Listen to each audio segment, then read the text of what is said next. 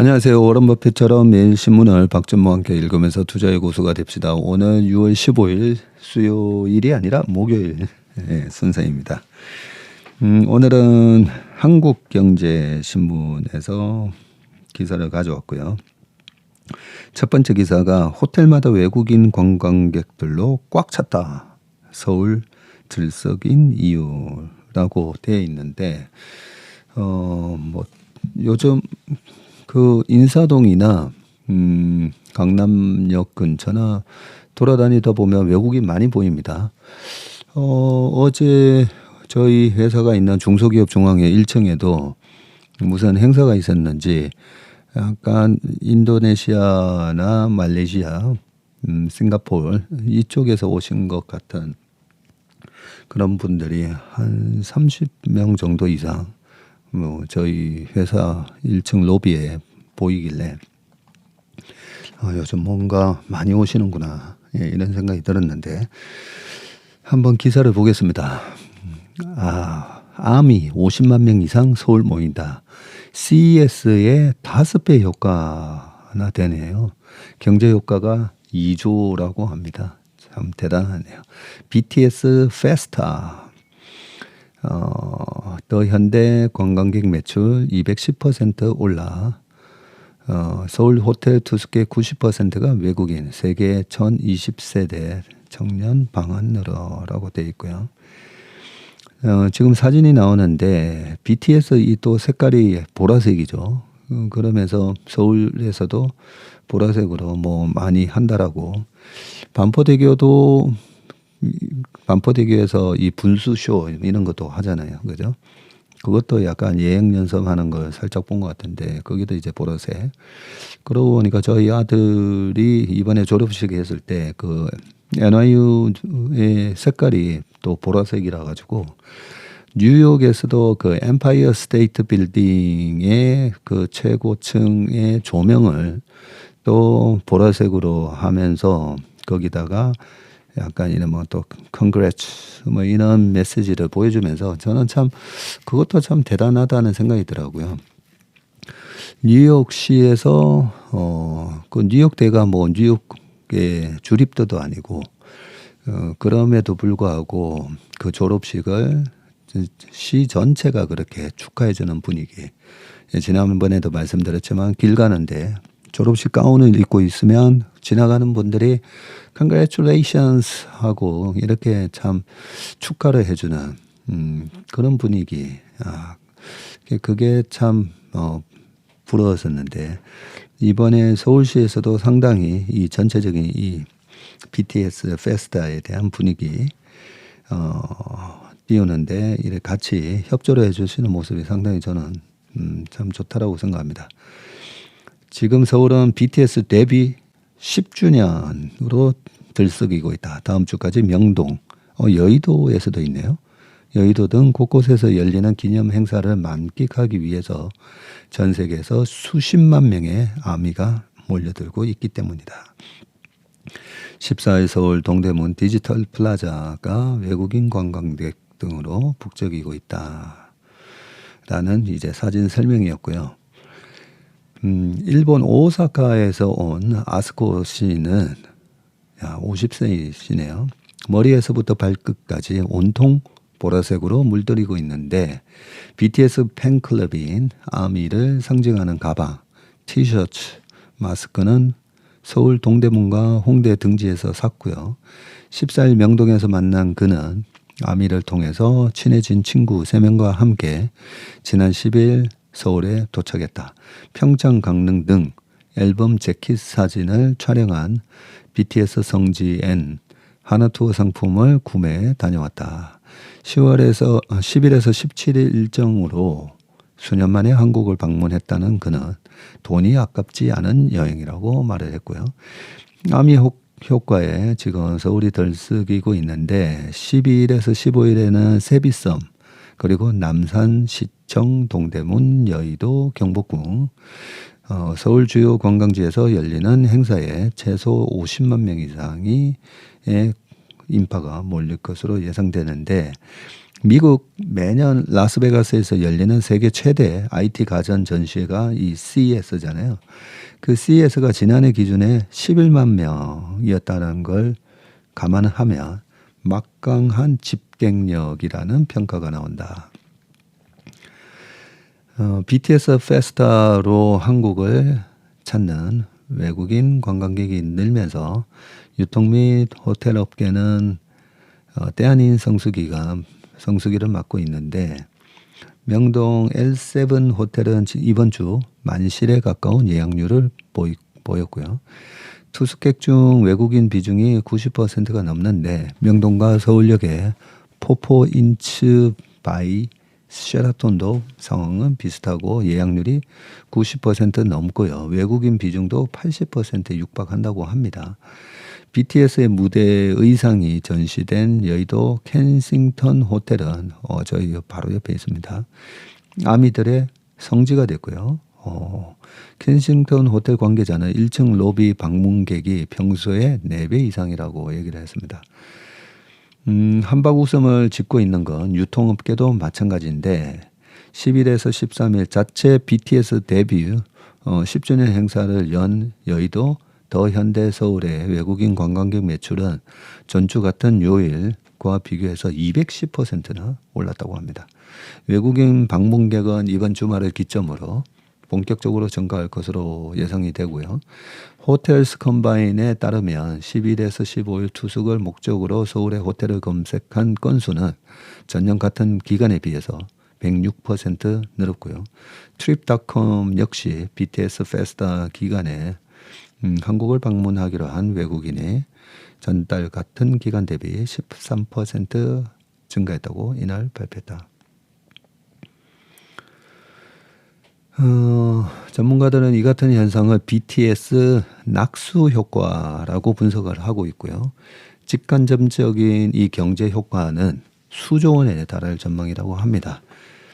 부산시에 따르면 지난해 10월 부산에서 BTS의 부산 세계 박람회 유치 기원 콘서트가 열렸을 당시 공연 개최 전후로 열흘간 부산을 찾은 관광객이 50만 3천 명에 달했네요. 예, 한국문화관광연구원에 따르면 BTS가 국내 콘서트를 열 때 해당 경제적 파급 효과가 최대 1조 2207억 원에 달한다는 분석을 내놓기도 했는데, 1년에 10번 이 같은 공연이 열린다면 경제 효과가 12조 원에 이른다는 계산이고요. SK텔레콤과 LG에너지솔루션 등 대기업의 연매출에 맞먹는 규모라고 합니다. 참 대단하다, 그죠? 올해는 데뷔 10주년이라는 상징성, 상대적으로 긴 페스타 기간, 그리고 엔데믹으로 인한 입국 규정 완화 등을 고려했을 때 경제적 파급 효과가 더욱 클 것으로 예상되고요. 지난해 4월 4차례에 걸쳐서 BTS 콘서트가 열린 라스베가스의 사례가 이를 입증하는데, 당시 20만 명의 콘서트 입장객을 제외하고 라스베가스 시내에 설치된 팝업 스토어와 사진전 방문 인원만 11만 4천 명에 달했고요. 올해 전면 대면 행사로 재개된 CES 참석자의 맞먹는 수치였다. 전문가들은 전 세계 아미가 퍼뜨릴 바이럴 마케팅, 입소문 에 주목해야 한다고 입을 모았고요. BTS 덕분에 한국을 찾는 외국인 관광객의 세대와 국적이 다 변화하고 있는 것은 3천만 해외 관광객 유치 목표를 위해 긍정적인 변화다. 네, 3천만 목표가 지금 2027년 목표로 하고 있습니다. 좀 더 애를 쓰면 한 2025년도 가능하지 않을까요? 예, 지난 2019년이 1950만 명, 거의 2천만 명이었었는데, 그 사이에 많은 관광객들이 그 코로나 때문에 이제 여행을 못 가다 보니까 그런 이연 수요가 계속 폭발적으로 지금 늘어나는데, 중국의 외국 관광 허용이 올해부터 되면서 중국 요커들 내년에 한 800만 1000만 들어오고, 다른 나라에서 한 또 1,500만 이래 들어오면 한 2,500만 되고 내후년에는 한 3,000만 이렇게 가면 어떨까 싶은데 한국관광공사 한국 데이터 랩에 따르면 1월에서 4월 방한 외국인 관광객 중에서 10대에서 20대 비율이 37.7%로 최근 7년 중 최고치를 기록을 했네요. BTS 등 K-팝 팬들이 한국을 찾으며 평균 연령이 크게 내려갔는데 관광업계 관계자는 10대와 20대로부터 멋진 관광지라는 인식을 얻으면 그 다음에는 중장년층 관광객의 대량 유입이 발생하곤 한답니다. 네. 그래서 요즘 올리브영에 사람들이 많군요. 그 다음 기사를 보겠습니다. 요 후속 기사인데요. K-팝 스타 보러 한국 오는데 전문 공연장은 빵개라고 합니다. 빵. 그래요. 보통 공연 그러고 보니까 올림픽 체육공원 옛날에는 장충체육관 이런 데서 하다가 무슨 공연하면 올림픽 체육공원 그러고 보니까 어디 이렇게 막 떠오르는 데가 없습니다. 코엑스 같은 경우에는 저도 뭐 강연을 하러 많이 가긴 한데 거기가 이래 막 울리기 때문에 노래를 들을 만한 곳은 아닌 것 같은데 BTS 데뷔 후 10주년 특수에 입증됐듯이 K컬처는 전 세계 관광객을 한국으로 불러 모을 강력한 무기 중 하나인데 정부가 2027년까지 외국인 3천만 명을 유치하겠다는 야심찬 목표를 세운 배경에는 이 콘텐츠 파워에 대한 자신감이 깔려 있고요.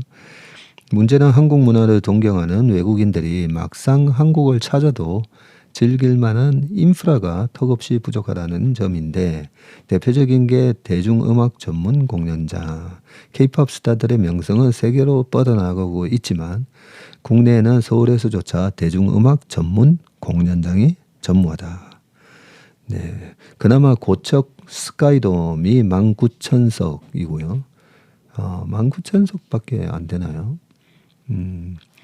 잠실 올림픽 주 경기장이 7만석이 주로 쓰이지만 전문 시설이 아닐 뿐더러 세계적 공연을 치른 이력도 적다 보니 양질의 음향이나 무대 환경을 뽑아내는데 어려움을 겪는 경우가 많다. 그러고 보니까 우리나라 그 싸이가 이런 데서 공연을 많이 했었죠.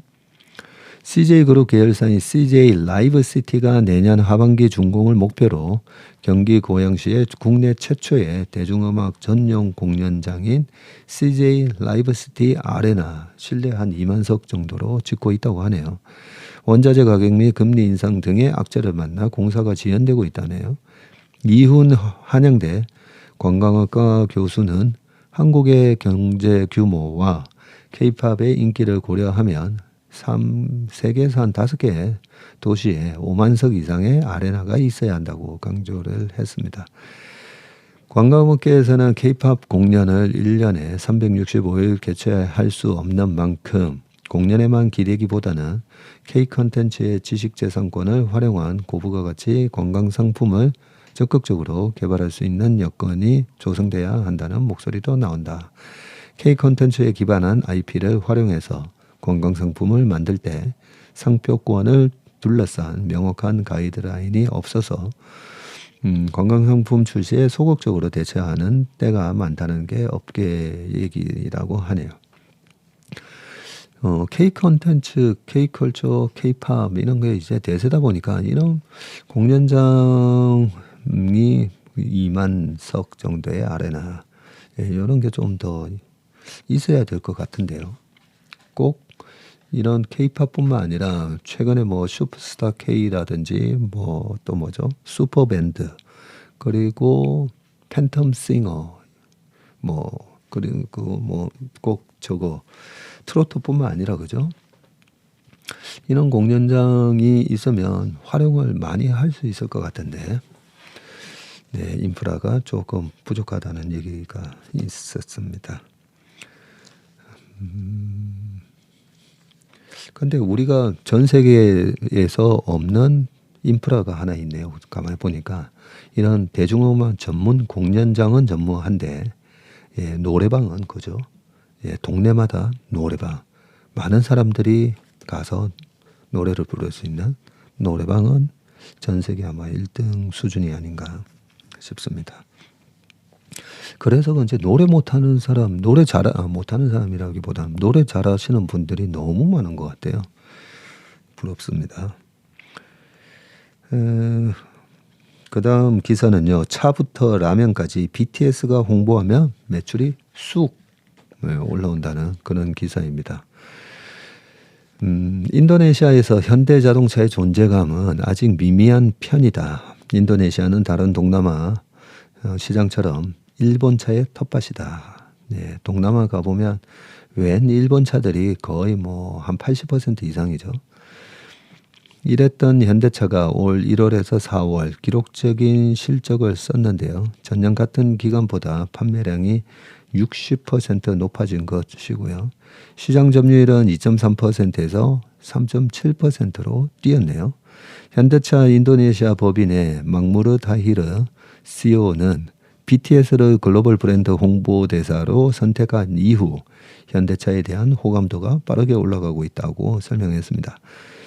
BTS 파워는 공연 산업에만 국한되지 않는데 한국 제품의 해외 판매에 미치는 효과는 산술적으로 평가하기 힘들 만큼 크다는 평가가 나오고요. 2018년 상장 폐지 위기에 몰렸던 경남제약은 2019년 10월 레모나 광고에 BTS를 기용한 효과로 이듬해 1분기에 흑자 전환에 성공을 했고 그의 레모나 매출은 58% 급증을 했고 중국 알리바바와 미국 아마존에서 품절 대란까지 빚었다고 합니다. 맥도날드도 2021년 6월 BTS와 손잡고 세계 50여 개국에 출시한 BTS 세트 인기 덕분에 2분기 매출이 40% 넘게 급증을 했었고요. 삼양식품의 불닭볶음면은 BTS B가 출연한 예능 프로그램 PPL 간접 광고로 방송 기간인 지난 3, 4월 매출이 또 30%나 상승을 했다고 합니다.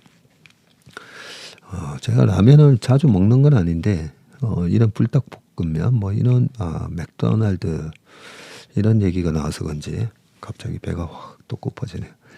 중소기업과 소상공인도 BTS를 통해 자사 제품이나 브랜드 홍보 효과를 톡톡히 보고 있다라고 합니다. 네, 정말 우리 BTS, 블랙핑크 그리고 에스파 말고 또 뭐 많잖아요, 그죠? 우리나라 아이돌 그룹들은 정말 훈장을 한 100개 이상 줘도 참 모자라지 않을 것 같습니다. 100인당 900원 밑으로 갈 수도 수출기업 여행수지 엔저비자 요 얘기를 하고 어제 주가가 그죠? 또 5개 종목이 이제 한가 갔는데 그 얘기는 마지막에 좀 해보겠습니다. 천국의 계단 하면 그죠?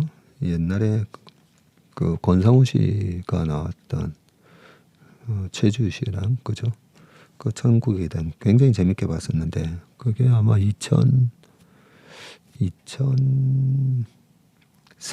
5년도 그때 좀 나왔던 걸로 기억이 되는데 네, 일단 요 100엔당 900원 밑으로 갈 수도 요 기사 먼저 보겠습니다.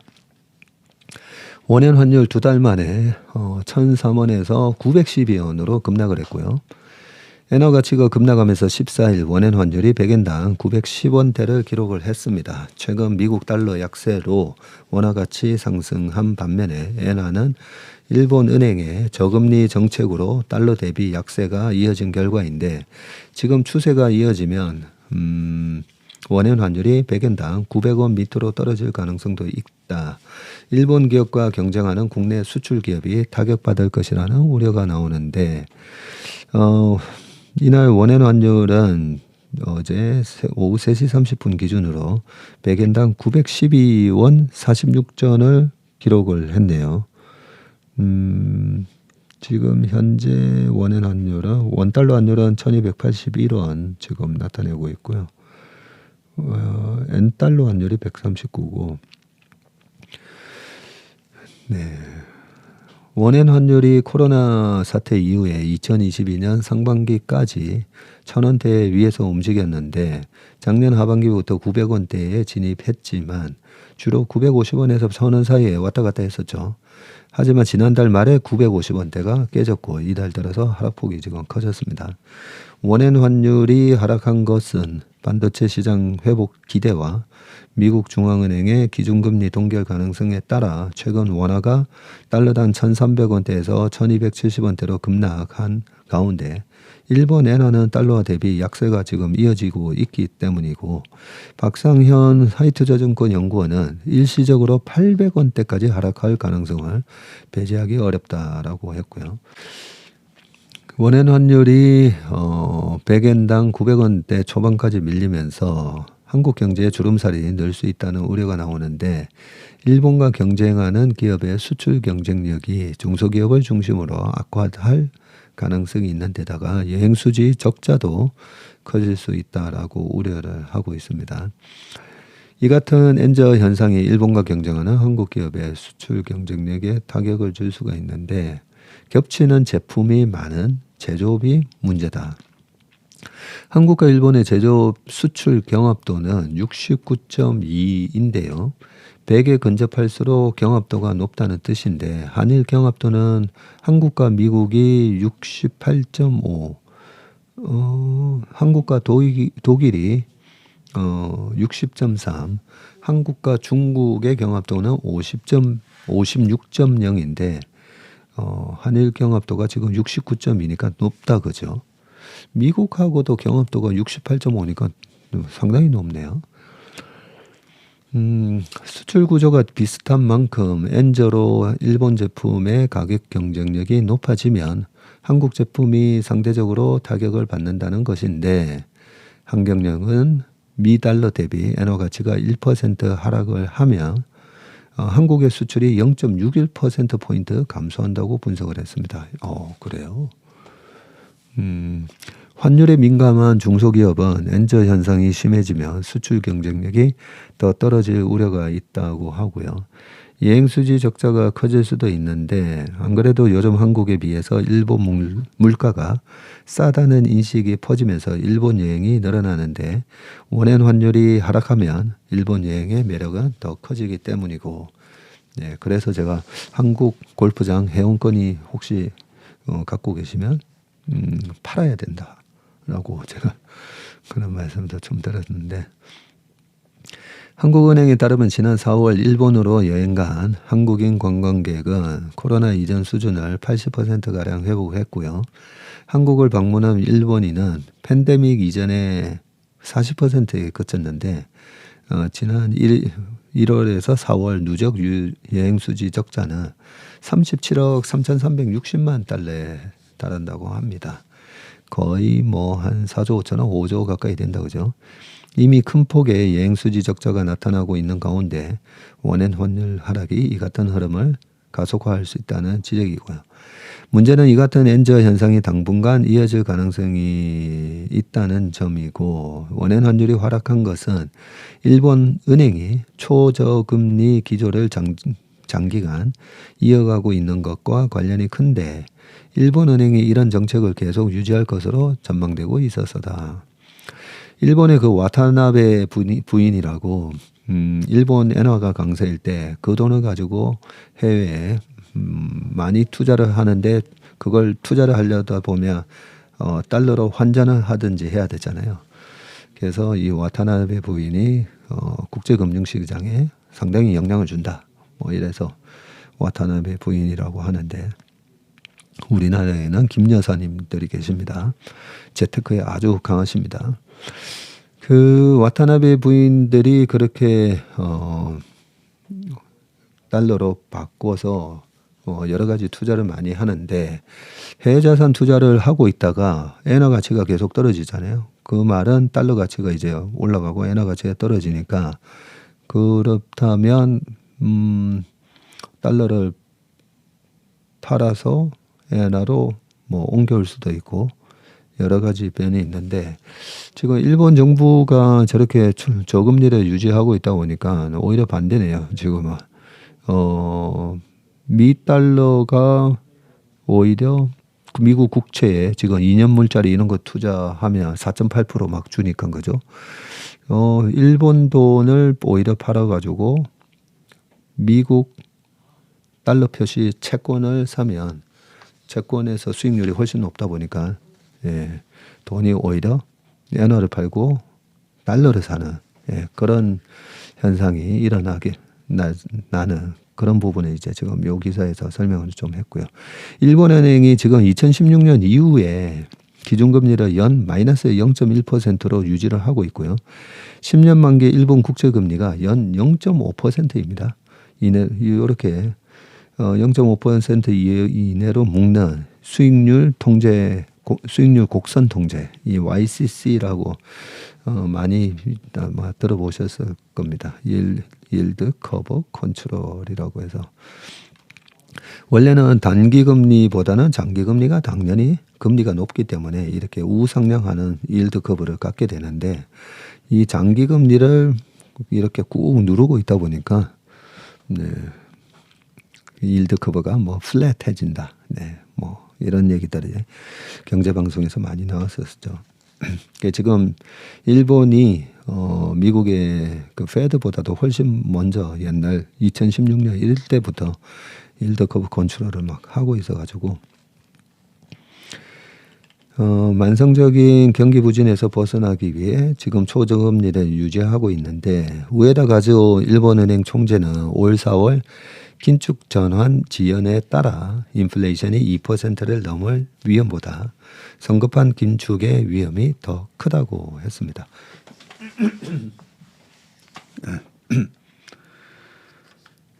초저금리 유지 가능성이 높다는 관측이 나오고 일본은행의 이 같은 행보는 세계 각국이 작년부터 금리 인상 등 긴축 기조를 보인 것과 대비된 것인데요. 이에 따라 엔달러 환율이 연초 127엔대에서 지금 최근 140엔대로 상승을 했다라는 얘기입니다. 오늘은 139.4이네요. 단기적으로 달러당 145엔까지 오를 수 있다는 전망도 나온다. 뭐 이렇게 돼 있는데 작년 연말하고 올해 저에도 계속 저한테 엔화를 사는 거 어떠냐 뭐 이런 질문을 많이들 하시더라고요. 어떤 유튜브에서 뭐 엔화를 나는 지금 엔화 삽니다. 막 이런 얘기를 하시는 분이 계셨나 봐요. 그래서 저한테도 많이 물어보시는데 과거 엔화 가치가 2007년도에 우리나라 1,000원당 770엔까지 떨어졌었다 했었잖아요. 그리고 지금 엔화가 떨어지는 이유가 보면 정부 정책도 있긴 하지만 일본이 전체적으로 이 노령화가 급격하게 진행되고 있고 조금 이 제조 강국으로서의 전기전자가 이제 다 밀려버리고 핸드폰 안 나오고 배터리도 파나소닉 겨우 하나 남아 있고 거기에다가 반도체 없고 제조업에서 지금 이제 도요타랑 혼다 이 자동차 하나 꼭 쥐고 있다 했잖아요. 물론 그거 말고도 이제 일본은 무시할 수 없는 여러 가지 이제 최첨단 산업들이 많긴 하지만 그런 상황에서 무역 수지 적자가 작년 하반기부터 일본 무역 수지 적자도 굉장히 심해지고 등등. 그렇게 보면 엔화를 산다. 엔화를 사는 거는 저는 그거는 이게 900원이 아니라 1,000원 깨졌다고 막 사시는데 이게 900원, 800원, 700원 일단 추세는 지금 하락 추세에 있다는 거죠. 이게 바닥을 찍고 이제는 바닥 친 것 같아 이런 느낌을 주고 나서 사도 늦지 않을 것 같은데 그 일본 엔화 하락의 그 배경이 크게 바뀌는 것이 없기 때문에 엔화 사는 거는 저는 아직까지도 912원까지 떨어졌지만 별로 제가 이래 약간 저도 역발성 투자자지 않습니까, 그죠? 평균치에 비해서 훨씬 많이 떨어지거나 그 가치에 비해서 많이 가격이 떨어지면 용감하게 잘 사는데 엔화 별로 지금 살 마음이 전혀 없습니다. 좀 전에 말씀드렸던 이제 300%뛴 천국의 계단주 요 기사 좀 한번 보겠습니다. 어제 홍사원의 경제소를 나가는데 갑자기 이제 작가가 연락 와서 네, 요 질문 좀 하면 안 되겠습니까? 하면서 연락이 와서 그 다수 종목을 쭉 봤었는데요. 지금 오늘은 어떻게 됐나 잠시 한번 볼까요?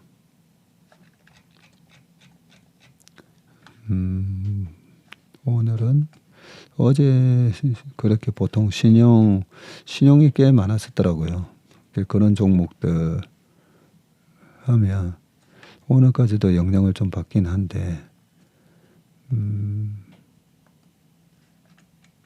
오늘은 하락이 그나마 좀 멈췄나 보네요. 예, 동일산업 뭐야 거래정지인가요? 거래정지네요. 동일금속도 거래정지고 네.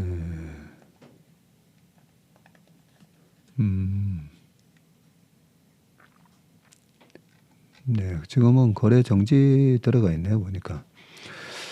네, 아무튼 이 기사를 좀 읽어보겠습니다. 14일 가격 제한폭까지 급락한 만호제강, 박림 등 5개 종목은 2, 3년 전부터 주식 투자자 사이에서 특별한 호재 없이 꾸준히 우상향하는 이른바 천국의 계단주로 불렸다. 증권업계에서 시세 조작 가능성이 있다는 의혹이 꾸준히 제기된 종목이기도 하고 특별한 호재 없이 몇 년간 조금씩 상승하다가 한순간에 폭락하는 주가 조작의 전형적인 패턴을 보인 만큼 금융당국도 시세 조정에 무게를 두고 조사를 벌이고 있다고 합니다. 만호제강의 주가가 2020년 초에 15,750원에서 이날 하한가를 맞기 직전인 13일에는 65,400원까지 올랐었네요. 실적 개선 등 특별한 호재가 없음에도 약 3년 반 사이에 315% 급등을 했고요. 지난해 만호제강의 영업이익은 오히려 전년 대비 80% 감소한 2억 원을 기록하면서 뒷걸음질을 쳤는데 안 그래도 저도 어제 홍사원 나가기 전에 이 회사 주가가 쭉 그렇게 68,000원까지 올라가면 그러면 이게 펀더멘탈에 의해서 올라간 건지 아니면 진짜 주가 조작으로 올라간 건지 그냥 재무제표 먼저 딱 열어봤었거든요. 재무제표 열어보면 이렇습니다. 연간 2018년도에 매출 2,100억, 19년에 2,000억, 2020년에 1,900억, 2021년도에 1,900억, 그리고 작년에 2,500억 이렇게 돼 있는데 영업이익이 20억, 마이너스 12억, 1억, 13억, 2억 네 이렇게 돼 있고요. 작년에 당기순이익은 64억까지 뭔가 늘었는데 영업이익이 2억인데 당기순이익이 64억이에요. 다른 대한방직인가도 보니까 영업이익은 마이너스인데 당기순이익이 급증을 했던 게 한 번 있더라고요. 2018년도에 영업이익이 125억인데 당기순이익이 124억 플러스 났던 게 대한방직이었고 이렇게 영업이익은 적자인데 당기순이익이 흑자나는 거는 대체로 보면 자산 재평가를 한 경우가 많습니다.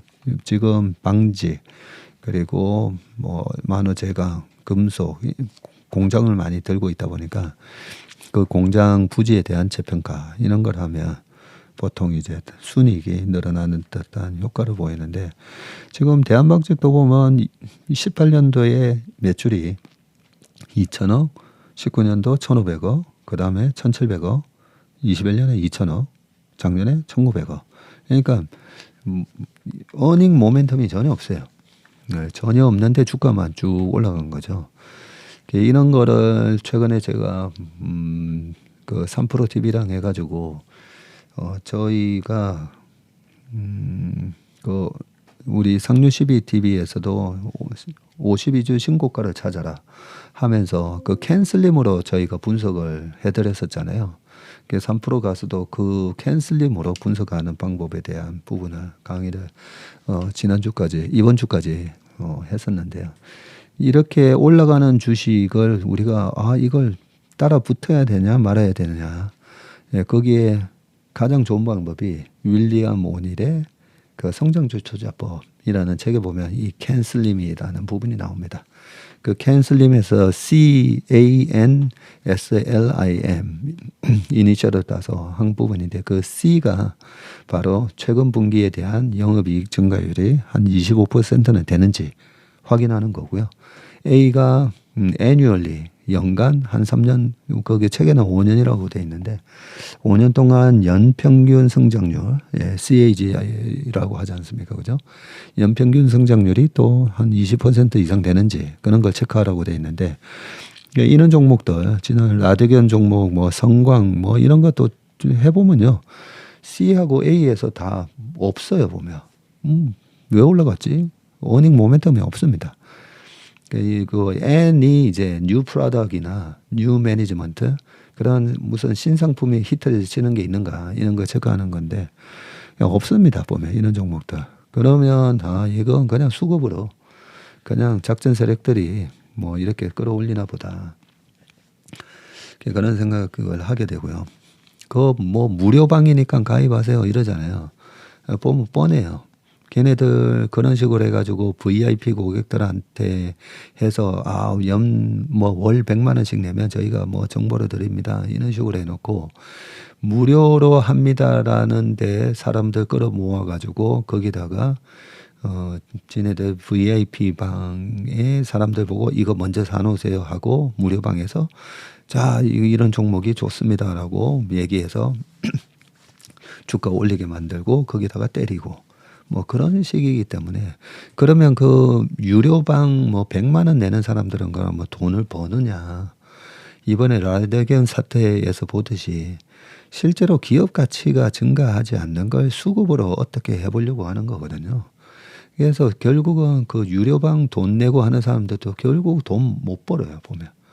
나 보면 기업 가치 증가와 상관없이 수급으로 그리고 무슨 대단한 정보가 있는 것처럼 그래서 어제 홍사원 경제소에서도 말씀드렸지만 그런 리딩방 하는 업자들이 뭐 대단한 정보를 알 수도 없고요. 대단한 정보를 알았다고 해서 그걸 이용을 하면 전부 다 그게 감옥 가는 행위입니다. 미공개 정보 이용이라는 거죠. 그 미공개 정보 이용을 공개를 퍼뜨린 사람도 감옥 가고요. 그걸 듣고 1차 매수, 2차 매수한 사람도 다 감옥 가게 되어 있습니다. 그래서 절대 그런 거 기웃거리면 안 되시고 지금 방금 이 기사에서도 말씀드렸듯이 특별한 호재가 없다는 거죠. 영업이익을 보면. 네, 조금만 더 읽어볼게요. 같은 기간 뭐 242% 오른 방림도 마찬가지고 동일산업, 동일금속, 대한방직도 별다른 호재 없이 이렇게 올랐다는 거죠. 라드견 사태랑 좀 비슷하다는 점이 거래량이 적고 자산 가치가 높은 종목이고 그래서 이 라드견도 뭐 본인이 워런 버핏이고 자기가 뭐 대단한 방법을 알았다는 식으로 막 선전하고 다녔다는데 그런 게 중요한 게 아니라 정말 사는 종목이 기업 가치가 증가하는 종목인지 우리가 이제 좀 검증을 할 필요가 있는 거죠. 네. 5개 종목 모두 특정 커뮤니티가 추천을 했다고 합니다. 온라인 카페 비투자 연구소가 추천한 종목이라는 공통점도 있고요. 이 카페가 가치 투자를 지향하는 주식 관련 온라인 카페라고 하네요. 막 떠오르는 지금 카페가 있는데 저 가끔씩 이제 블로그를 이래 보다 보면 거기 올려놓은 블로거들이 많이 검색이 되기도 하는데 이 온라인 카페 관련자들이 이날 항아가 사태와 밀접하게 연관돼 있는 것 아니냐는 의혹이 제기되고 있다고 하고요. 이 카페를 운영하는 K씨는 지난 3년간 동일산업, 동일금속, 만호제강, 방림, 대한방직 등이 지나치게 저평가됐다는 내용의 글을 쓰면서 투자자에게 매수를 추천했고 K씨는 이들 기업에 대해 소액 주주 운동을 벌이기도 한 것으로 알려졌고요. K씨는 과거 주가 조작 혐의로 처벌받은 전력이 있는 분이네요. 이 카페를 운영하시는 분이 2014년 2월부터 2015년 8월까지 약 1년 6개월간 조광피역, 삼양통상, IS동서, 대한방직 등의 시세를 조정한 혐의였었고 당시 통정거래 등을 이용한 주가 조작으로 B투자연구소는 200억 원의 부당이익을 챙겼고 이 중 90억 원을 K씨가 가져간 것으로 확인됐다고 합니다. 2021년 대법원에서 징역 2년에 집행유예 4년 벌금 4억 원을 선고받았다고 하네요. 아니 90억 원을 챙겨갔는데 벌금이 4억 원이라고요? 아마 추징하고 또 벌금을 매겼겠죠.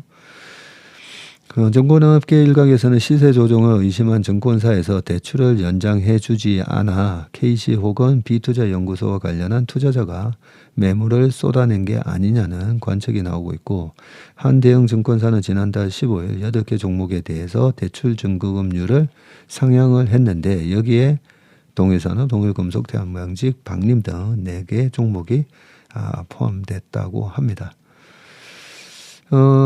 금융위랑 이 거래소는 이날 5개 종목에 대해서 즉시 거래를 정지하는 강수를 떴고요. 이 종목에 대한 조회 공시를 요구를 했고, 특히 몇몇 소수 계좌의 거래가 집중된 박림, 만호제강, 동일금속 3개 종목은 투자주의 종목으로 지정을 했다고 합니다. 금융당국은 이번 사태에 대해서 무관용 원칙으로 대응하겠다는 입장이고요. 불공정 거래 가능성이 높은 만큼 가능한 한 빠르게 조사를 마치겠다고 했습니다. 네, 그 주식 온라인 카페에 저는 사실 그거 가입하거나 그거 보지는 않고 그냥 제가 여러 가지 검색하다 보면 여기 카페 글들을 올라온 걸 가끔씩 보긴 했는데 보면 상당히 거기 고수분들이 적은 그런 듯한 그런 분석 내용도 많이 올라옵니다. 그 카페에 계신 분들이 올린 것 중에서. 그런데 이 카페를 운영하는 분이 이런 전력이 있었다라는 걸 보니까 상당히 좀 실망스럽네요. 네, 오늘 몸의 심박 순서는 여기까지 하도록 하겠습니다. 네, 정도를 지키고 좋은 원칙으로 투자를 하는 게 상당히 중요합니다. 그러면 이런 종목에 걸려들지가 않습니다. 저 같은 경우에도 뭐 SG 사태 종목이나 이런 종목에 저희가 전혀 걸려들지 않는 게 저희 상담 오시는 분들한테 항상 제가 보여드리는 게 있습니다. 부자 마인드로 투자를 해야 되는데 부자 마인드의 첫 번째는 황금성이고 거래가 잘 되는 자산에 투자를 해야 된다라는 그 첫 번째 원칙을 저는 지키기 때문입니다. 네, 그러면 오늘 하루도 성공 투자하시고 건강한 하루 되시길 바라겠습니다. 고맙습니다.